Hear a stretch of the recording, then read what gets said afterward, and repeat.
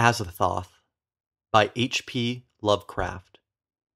H.P. Lovecraft penned Azathoth in June 1922. It was not published until 1938, shortly after his death, in the second volume of the short-lived publication entitled Leaves. Read by Caleb Dean.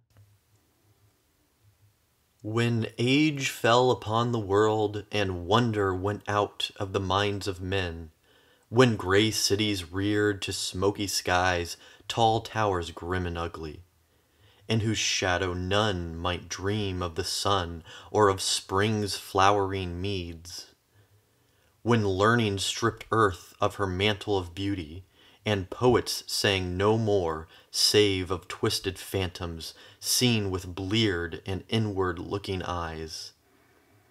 When these things had come to pass and childish hopes had gone away forever, there was a man who traveled out of life on a quest into the spaces whither the world's dreams had fled. Of the name and abode of this man but little is written, for they were of the waking world only, yet it is said that both were obscure. It is enough to know that he dwelt in a city of high walls where sterile twilight reigned, and that he toiled all day long among shadow and turmoil, coming home at evening to a room whose one window opened not on the fields and groves, but on a dim court where other windows stared in dull despair. From that casement one might see only walls and windows, except sometimes when one leaned far out and peered aloft at the small stars that passed.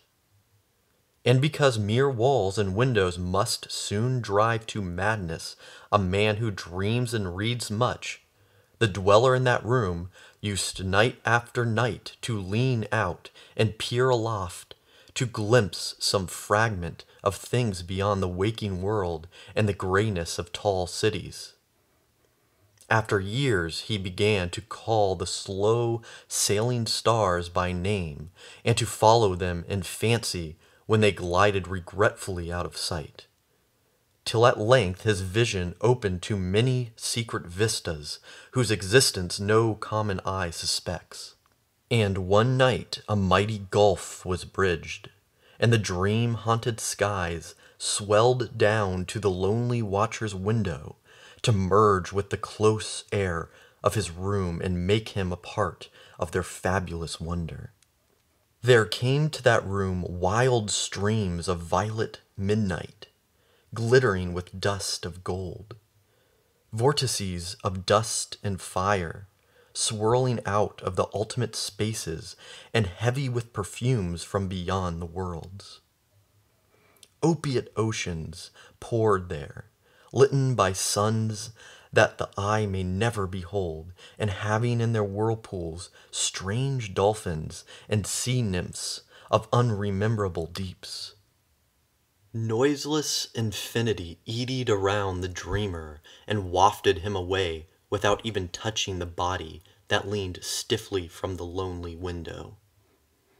And for days not counted in men's calendars, the tides of far spheres bear him gently to join the dreams for which he longed, the dreams that men have lost.